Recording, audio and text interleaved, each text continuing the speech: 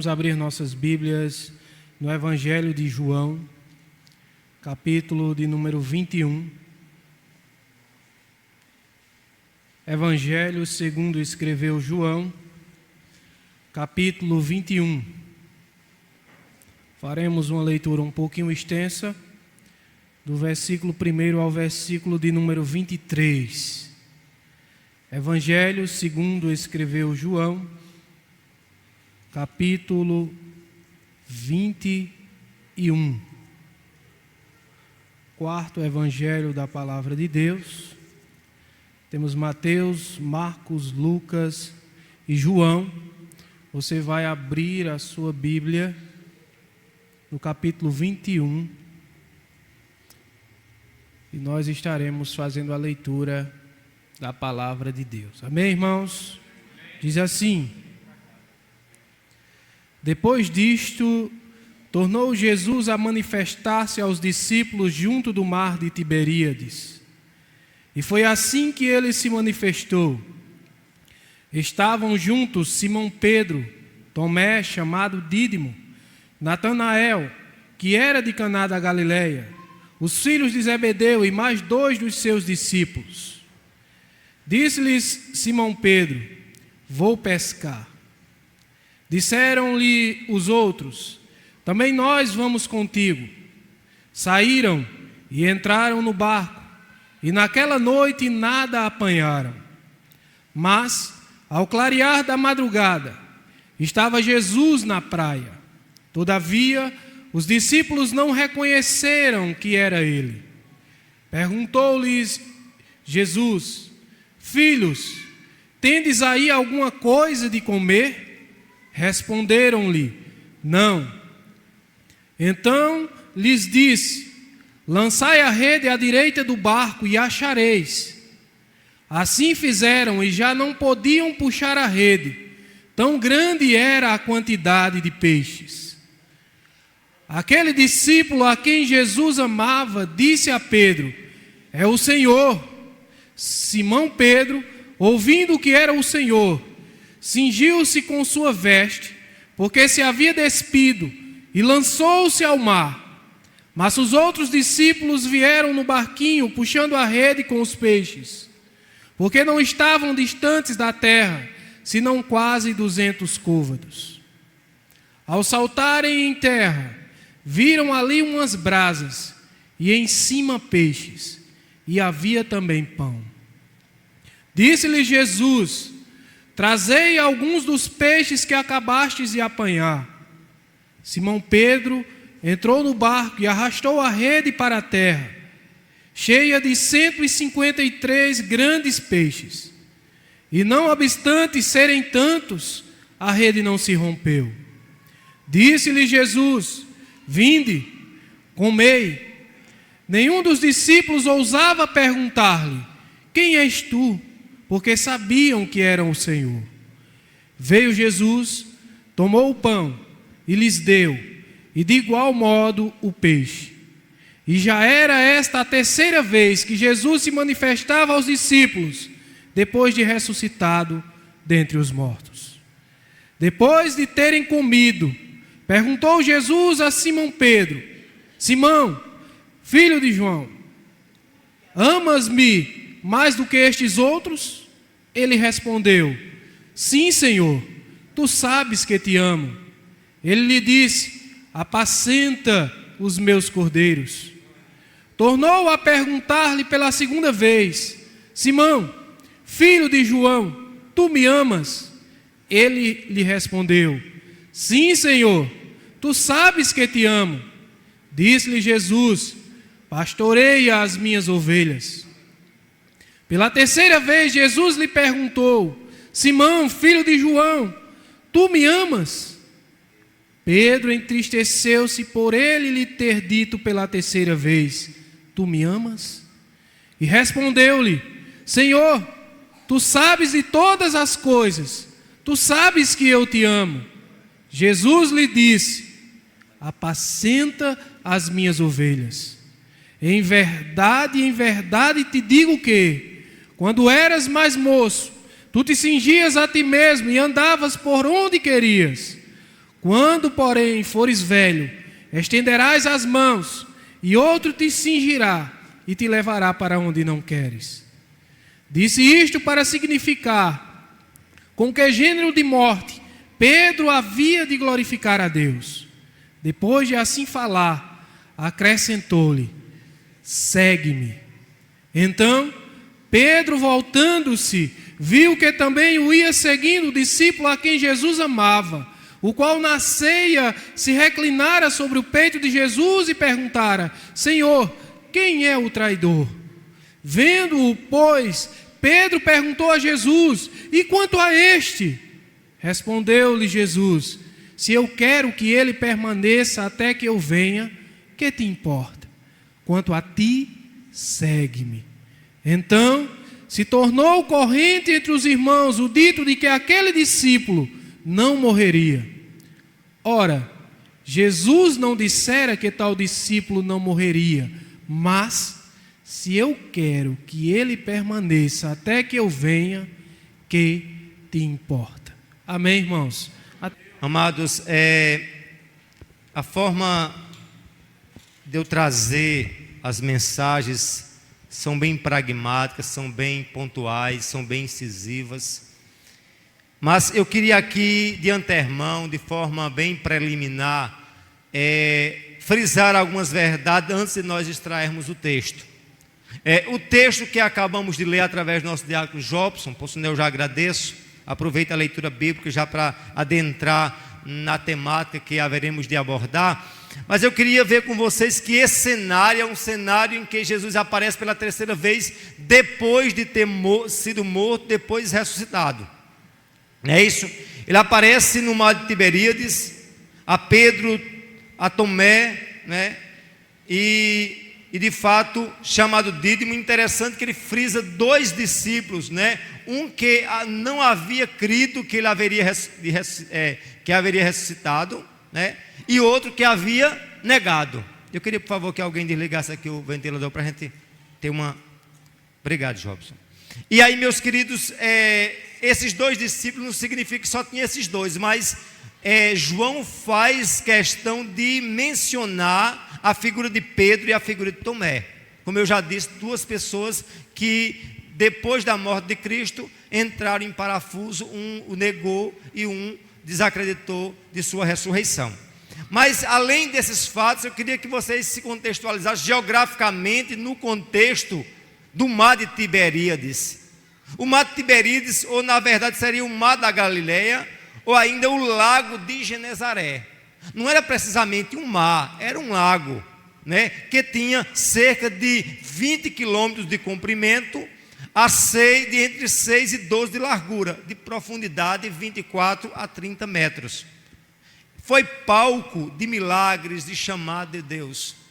E interessante que aquele mesmo cenário que outrora Deus o chamou, agora retrata a história de Pedro, não de um Pedro que estava convicto, Jobson, de que de fato Deus o chamou para ser pescador não de peixe, mas de vidas. E aí eu queria trabalhar com vocês sobre essas duas temáticas que vai sintetizar, vai fundir um sentido só, que é da provisão à restauração. Diga comigo, da provisão à restauração. Essa narrativa, ela evidencia justamente o Senhor provendo, mas o Senhor também restaurando. E eu não sei se a sua necessidade hoje, nessa noite, é uma necessidade de provisão ou de restauração, ou talvez dos dois. E aí a gente vai ver a fala que João nos emite aqui, que primeiramente você vê que no caso, o fazer do homem, né, sem a ação de Deus é derrota na certa. O que é que eu quero frisar com essa frase? É que observe bem no versículo de número 3, acompanhe comigo por favor, já que a gente não tem um projetor em uso aqui. Disse-lhe Simão Pedro: vou pescar. E aí você pode dizer: pastor, Ele disse essa frase porque estava com fome, porque não tinha nenhum suprimento, não tinha nenhum alimento. Mas essa frase bem de efeito, essa frase de bem enfática, quando eles vão pescar, é como ele disse: olha, eu pensava que eu ia ser um pastor, eu pensava que eu ia ser um apóstolo, mas eu estou voltando às origens, o mesmo cenário, o lago de Genezaré. Foi aqui que o Senhor me chamou, disse que eu ia fazer isso e aquilo, mas eu parecendo não estou vendo nada. Eu vou voltar às origens, eu vou voltar ao que eu sei de fazer de melhor, é ser de fato um profissional na pescaria, um pescador por excelência. E aí eu queria abrir um parênteses com você. Entenda uma verdade: há uma ação de Deus e há uma ação do homem no processo da vida. Mas nunca esqueça que por mais que eu e você venha fazer uma coisa e a gente achar, o fato de eu achar que eu faço,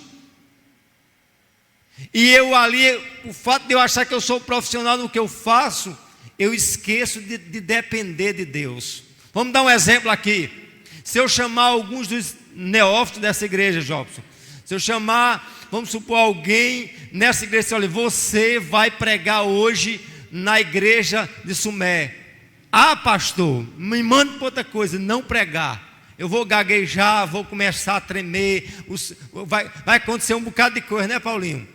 E aí você pode dizer: isso acontece com Paulinho, com Zé Maria é diferente, porque ele já sabe pregar, ele já sabe falar, ele já tem princípio de oratória. Eu quero dizer a você, o fato de eu estar aqui, eu sou tão dependente de Paulinho, tão inseguro como Severina Rocha, tão carente quanto Nailson, porque, meu amado, por mais que você se ache que você é capaz, deve reconhecer a sua total dependência de Deus.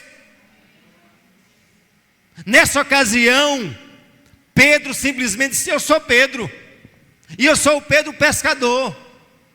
E aí o que é que ele disse? Simplesmente: eu vou pescar. Disseram os outros: também vamos contigo. E saíram ao encontro e entraram no barco naquela noite, e nada apanharam. Diga comigo: naquela noite nada apanharam.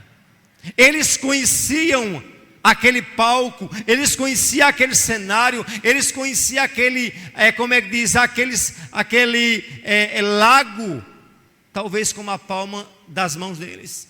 Muitas vezes você se acha muito seguro, muitas vezes é necessário um saco de Deus. Já observou quando alguém vai dirigir pelas primeiras vezes, quando alguém vai fazer a primeira coisa, aí depois que automaticamente pega a prática, aí se esquece, aí se acha muito seguro, aí se acha dono da verdade. Eu quero dizer que nós precisamos entender que somos eternos aprendizes, dependentes de Deus. O Pedro, pescador por excelência, vou pescar, e na cabeça diz: vou voltar com um saco de peixe. Mas diz o texto que eles passaram o quê? Diga comigo: toda a noite, e nada pegaram. Talvez você está batendo na mesma porta e diz: olha, essa porta aqui eu sabia que eu ia bater, ela se abrir. Eu, fulano de tal, eu não adoeço, né? Eu não tenho angústia, eu não tenho crise depressiva, eu não tenho síndrome do pânico, eu não tenho isso, eu não tenho problema financeiro, eu sou eu. Eu quero dizer a você, todos nós temos os pés de barro. Nós estamos hoje aqui, mas amanhã nós podemos estar chorando. Nós estamos hoje talvez triunfando, mas amanhã estamos perdendo. Entenda, meu amado, que a vida é essa gangorra, essa oscilação. Nunca se acha isento de alguma queda, nunca se acha isento de alguma coisa negativa, porque a vida é feita de coisas boas e coisas ruins. E muitas das vezes Deus nos leva a situações para a gente desmistificar que eu e você não somos nada.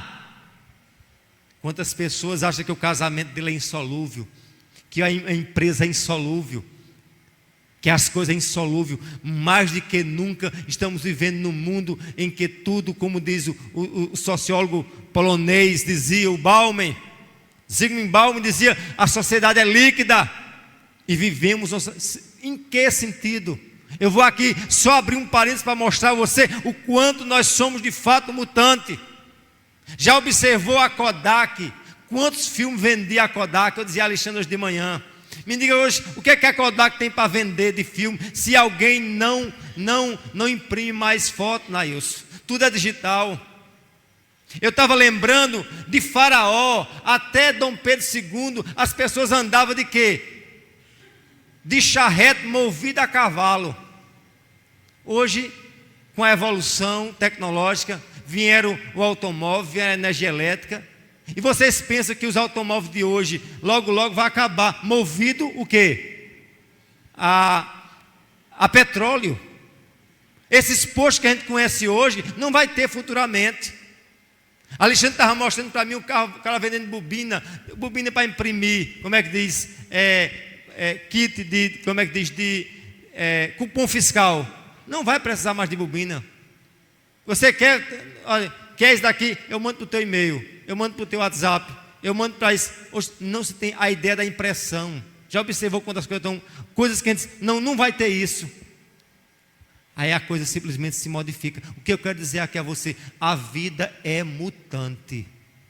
A vida, ela é uma coisa que os grandes impérios do passado caíram. Isso mostra que não tem ninguém com estabilidade, não tem ninguém eterno, a não ser o Deus eterno. E aí eu quero mostrar a você que Pedro, ele se achava seguro. Ele disse, eu vou pescar, e na certeza de que ia pescar e voltava com peixe. Talvez você esteja, não, eu vou fazer isso, e vai dar certo. Porque eu sei o que fazer. Eu sei administrar. O que é que tu sabe? E eu, nada. Por isso que a Bíblia diz, o que é a vossa vida? O cara diz lá em Tiago diz, né? Eu vou a tal cidade, e daqui a um ano negociaremos, lucraremos. Como é que você pode dizer que vai a uma cidade daqui a um ano? E que quando chegar lá vai negociar, e depois que negociar vai o quê? Vai lucrar. Nem todo negócio dá lucro, não é isso? Uns você tem lucro, tem prejuízo, mas o homem tem uma certeza. E aí o Senhor faz uma pergunta, o que é a vossa vida? Ele mesmo responde, é um vapor que aparece por um pouco e depois se desvanece. Pedro achava que ia pescar e que ia simplesmente o quê? Colher os peixes. Nem o fato de você achar, nem tudo que você achar é. Aí eu vou abrir esse negócio, ele vai dar certo. Não, tente, mas não significa que tudo que você faz, de fato, vai acontecer mediante os seus planos. Quantas pessoas têm seus sonhos, têm os seus filhos? Eu tenho minha filha, olha, esse daqui vai se formar em medicina, esse daqui vai ser engenheiro, e muitas vezes aquele ali pode até partir de uma forma bem prematura, meu querido. Eu posso dizer, pastor, a gente não tem que sonhar, tem que lutar, mas nunca esqueça que no meio, aquilo que o Drummond diz, há o caminho numa pedra no meio do caminho. Há o caminho, mas pode haver pedras. Eu não quero aqui desesperar vocês, eu quero simplesmente que a gente desmistifique a segurança que a gente coloca na gente e coloque sua inteira segurança em Deus. Pedro confiava nele. Pedro, por isso que quando o próprio Senhor deixa bem claro, Pedro, tu vai me negar, ele disse, não, todos podem me negar, menos eu. Eu não estou aqui criando em você um sentimento negativista. Eu quero dizer a você, desmistifique a confiança que você tem em você mesmo e passe a confiar inteiramente no Senhor. Tem gente que confia demais na igreja, no pastor, em fulano, cicrano. Todos nós somos fracos, meus queridos. Somos débeis. Falha, você só não vai encontrar em Cristo. A esposa, esse meu marido é bom demais. Esse daqui, como eu já vi uma dizer a mim, esse nunca vai me trair. Eu digo, não diga isso. Porque ele me ama demais. Eu digo, não diga isso. Eu só vi a queda. Da mesma forma, o cara disse, nesse daqui, essa é minha princesa, é intocável. Meu irmão, todos nós estamos sujeitos a decepcionar e sermos decepcionados. E não crie ídolo de ninguém, de filho, de igreja, de pastor, de empresa. Não, todos nós somos fracos. Dá para entender? E no dia que você se achar forte, você cai. Amém? Porque quando eu me acho forte, eu bato no peito e disse, olha, eu sou melhor do que Cássio, de que Teta, de que Joninha. Não, nós somos fracos. E Pedro precisava entender isso. Ele ia pescar, mas no fato de ele ia pescar, não significava que ele iria colher. E aí a gente vê aqui que ele diz o quê? Vou o quê? Pescar. E nada apanharam. Se a gente ficar aqui na palavra noite e nada, é terrível. Não é verdade? Noite, ele remete, como eu já disse a vocês anteriormente, um sentimento de insegurança. A noite, ela de fato remete ao sentimento de incerteza. E eles passaram a noite todinha batendo na mesma tecla. Mas eu louvo o Senhor, que o Deus de restauração e de provisão, que teve lá em Genezaré, que teve lá em Tiberíades, está nessa noite para dizer a você: você está batendo na mesma tecla, mas eu quero dizer, quando eu chegar no negócio, o negócio muda. E aí, meus queridos, diz assim, olha, diz aqui, olha, o clarear de Deus virá sobre a noite escura. O que me alegra é que a narrativa diz que eles passaram toda a noite e nada apanharam. Mas o verso 4 diz: mas ao clarear da madrugada. Diga comigo, mas. Diga, é a adversidade, é contrariedade, é um choque, é algo antagônico ao anterior. Diga, noite e clarear. Diga, eu posso estar na noite, mas creio que o dia vai chegar. Que como diz o Matuto, a barra da aurora vai chegar. O clarear de Deus. Por isso que a Bíblia deixa bem claro em Salmo 30, verso 5, parte B: o choro pode durar uma noite, mas a alegria virá ao amanhecer. Compreenda isso. Pedro passou a noite todinha e nada pescou, mas olhe a notícia fantástica que o Senhor diz: ao clarear da madrugada estava Jesus na praia. Eles estavam no mar, a cerca de 150 metros. E aqui há uma coisa tremenda: Jesus na praia e de madrugada, ao amanhecer, ele estava à noite e no mar. Noite e mar, uma coisa em segurança. Já praia e claridade, segurança. Olha o cenário mudando aqui. Olha a narrativa mostrando que quando Jesus chega, tem solidez, tem praia. Amém? Olha ele mostrando que tem noite, mas depois da noite vem o quê? Vem o amanhecer. E ele ali diz desse amanhecer, diz: filhinhos, tem alguma coisa para comer de longe, a 150 metros. E ele diz: não. E aí ele faz um desafio tremendo. Ele diz: lance a rede. Onde era que eles iam lançar a rede? No outro oceano. Eles iam lançar a rede em outro ambiente. É como eu disse a vocês, passa as noites todinha lutando pela mesma coisa. Aí chega o amanhecer e diz: olha, aquela porta, não, aquela porta ali eu já tentei bater. Eu já tentei abrir aquela empresa. Eu já tentei fazer aquele. Não, vá, quem está mandando sou eu. Vá agora. Vocês iriam? Sejam sinceros. Dificilmente a gente iria. Mas eles acreditaram e disseram: não tem o que perder. E quando jogaram a rede no lado direito, diz a Bíblia, veio uma grande fartura. E algo interessante, meus queridos, que é algo profundo, que no meio dessa noite escura, no meio dessa problemática todinha, eles lançaram a rede e veio grandes quantidades de peixes. E esses peixes, a quantidade era mais de 153 grandes peixes, fora os pequenos.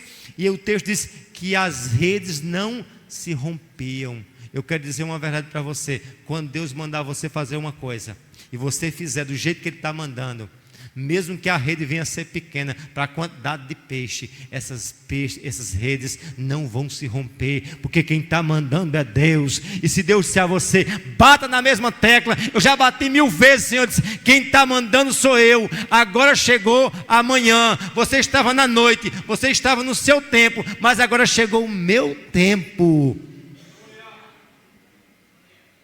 Você precisa entender que você é totalmente dependente de Deus. Amém, amados? Aprenda a ser dependente. Aprenda a ser um crente. Dizer, eu sou totalmente dependente de ti. Porque o crente muitas das vezes quer confiar em si mesmo.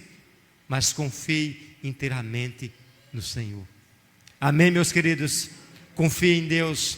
Porque só Ele é de fato tua provisão. Só Ele é a certeza da tua vitória.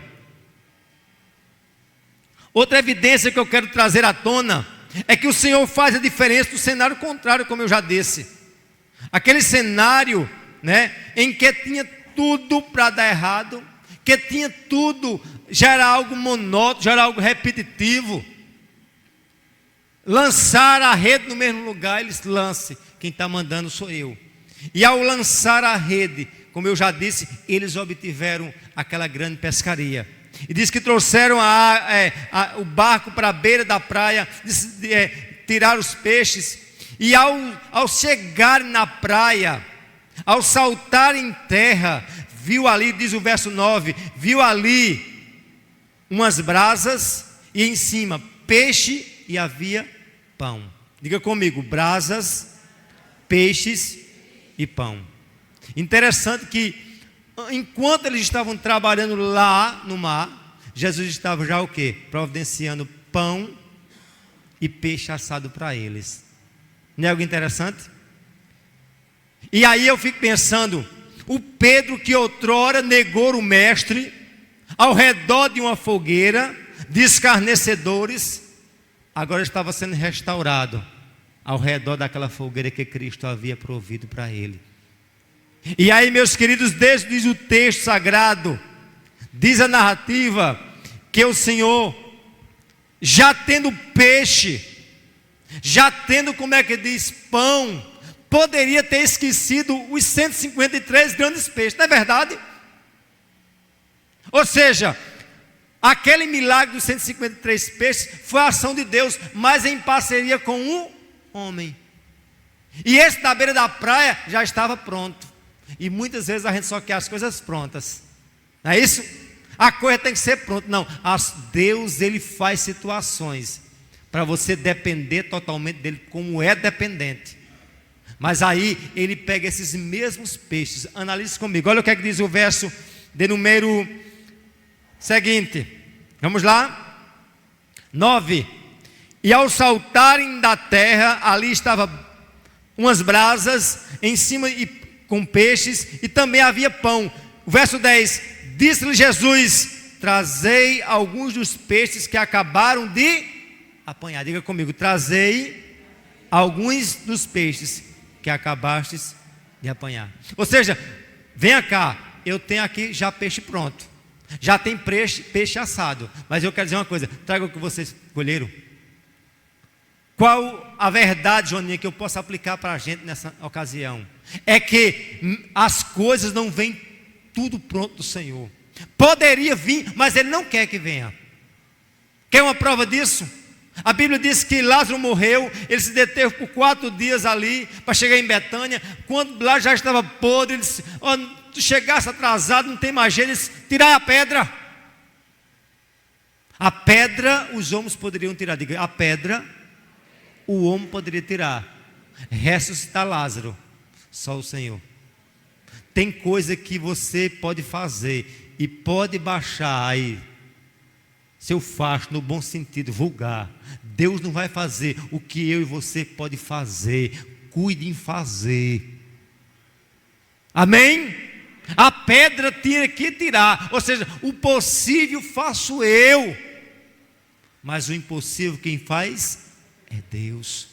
Tem crente preguiçoso que diz, Jeová vai mandar providência. Para crente preguiçoso não, vai trabalhar, vai ralar, vai estudar, vai crer, vai sonhar, vai lançar rede, porque a coisa não vem sem preço, sem suor.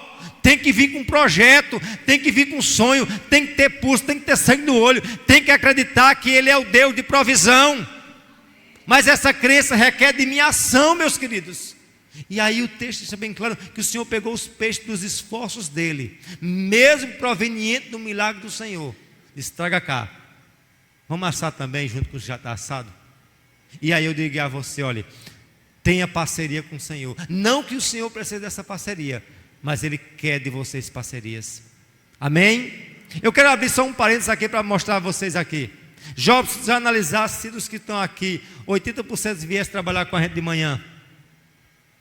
Ah, pastor, eu tenho uma dor na coluna, não sei o quê. Eu quero dizer, se tu não pode realmente levar um saco de cimento, tu leva pelo menos um copo d'água para alguém.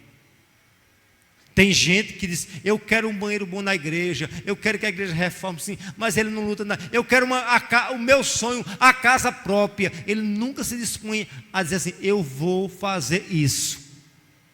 Eu tenho uma banda de tijolo, eu vou levantar.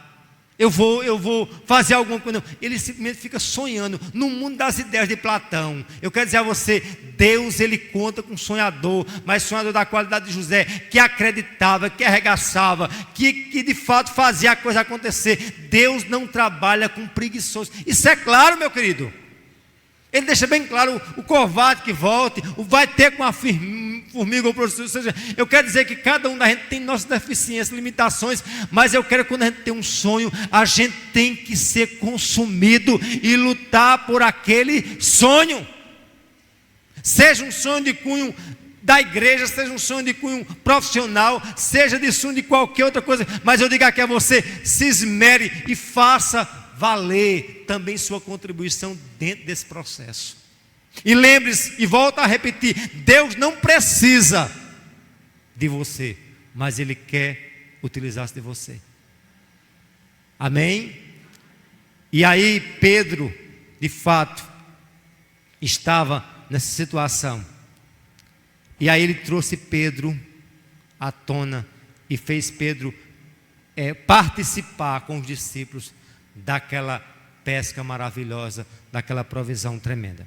Por último, no quarto e último ponto, o Senhor reafirmou o chamado diante da nossa incapacidade. O que eu quero evidenciar aqui? É que no verso 15 em diante, o Senhor, no meio daquela fogueira, no meio daquele pão gostoso, daquele peixe assado, Ele começa a ter um diálogo com Pedro. E qual é o diálogo? Pedro, filho de João, né? E aí ele usa um termo bem interessante, Simão, né? Simão Pedro, ou seja, ele torna as origens de Pedro. Simão Pedro, tu me amas? Ele disse, Senhor, tu sabes que eu te amo. Ele se apacenta as minhas ovelhas. Pela segunda vez, Simão Pedro, tu me amas? Ele diz, tu sabes que eu te amo. E vem pela terceira vez e diz, Simão Pedro, tu me amas? Aí diz o texto, ele se entristeceu e disse, Senhor, tu sabes de tudo, tu sabes que eu te amo. O mesmo Pedro que foi interrogado 3 vezes, 3 vezes negou a Cristo, o mesmo Pedro foi restaurado aqui, onde o Senhor dizia, tu me amas? Ele disse, sim. Tu me amas? Sim. Pela terceira vez, tu me amas? Ele disse, Senhor, eu estou dizendo que tu me ama, tu sabes que eu te amo, e tu ainda vem interrogar a mim. E aí eu fico pensando, aqui Jesus tem tantas interrogações terríveis, que assim, ele chega assim, tem alguma coisa para comer? Te pergunto, Jesus sabia? Jesus sabe que você está precisando? Ele pergunta, tu quer o quê? O sapato, Jonathan? É o carro que está precisando? É o casamento que está ruim? Né? É o casamento, como é que está? Já sabia como é o irmão dele que está, como está? Ele faz pergunta a nós, né? Como ele fez a Bartimeu, que queres que eu te faça, Bartimeu? Um homem cego, o que é que o cego queria? Era ser curado. E aí Pedro, de forma muito sábia, disse, Senhor, tu sabe todas as coisas. E quem é que sabe todas as coisas? É Deus. Aqui Pedro estava reconhecendo o senhorio de Cristo, a divindade de Cristo. Diz, Senhor, tu sabe que eu sou miserável, tu sabe que eu me neguei, tu sabe do quanto eu sou ignorante, tu sabe que eu sou troco de broca, tu sabe que eu não presto mesmo, tu sabe, eu tentei ser eu mesmo, tentei pescar, tentei fazer mesmo um monte de coisa, mas tu sabe a desgraça que sou eu. E o que Jesus quer, que você tire a capa e seja você mesmo diante dele, mesmo ele sabendo. Por quê, pastor? Porque quem vai mudar não é Deus, porque Deus é imutável. Quem vai mudar é você, quando você seja você mesmo. Uma das coisas que Deus mais detesta na vida de um cristão é a hipocrisia. É o cabra cheio, de fato, querer ser o que não é.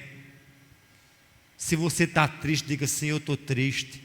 Eu nunca esqueço de uma literatura que eu li, um determinado garoto, que o pai chamou ele para fazer uma oração do almoço, e o menino detestava alface, e colocaram alface, muita alface naquela mesa, estava verde de alface, e a oração daquela criança foi essa: papai do céu, eu estou muito chateado, porque só tem mato para a gente comer. E o pai irado disse: meu, como é que pode? No lugar de agradecer, amado, poderoso Deus, eu te louvo pela picanha que está aqui, mais ou menos isso. Ele ignorou o filho. Depois ele caiu em consciência: não, o meu filho foi sincero. Tem muitas vezes a gente está doente, Deus, obrigado. É comendo um feijão lá, como é que diz, com ovo e com um pedaço de rapadura. Deus, eu te louvo por essa bela comida. Não é bela comida, não. Senhor, eu te louvo, mas Senhor, manda uma coisa melhor. Ou não? Só que o falso chega à paz do Senhor. Eu tenho muito medo daqueles irmãos, amado, venha cá. Olhe, eu não estou dizendo que a gente não deve abraçar, que a gente não deve, mas a gente deve ser sincero. E a sinceridade deve ser latente na vida do cristão. Deve ser eu mesmo. Agora, esse mesmo Zé Maria tem que ser o quê? Transformado. Pedro disse: eu sou topo de broca, mas eu quero ser transformado. Tu sabe de tudo. Amém?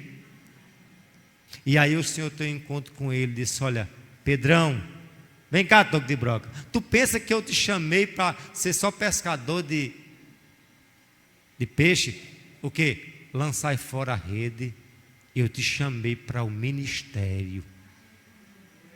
Eu te chamei. E se Deus te chamou, Ele não abre mão de você.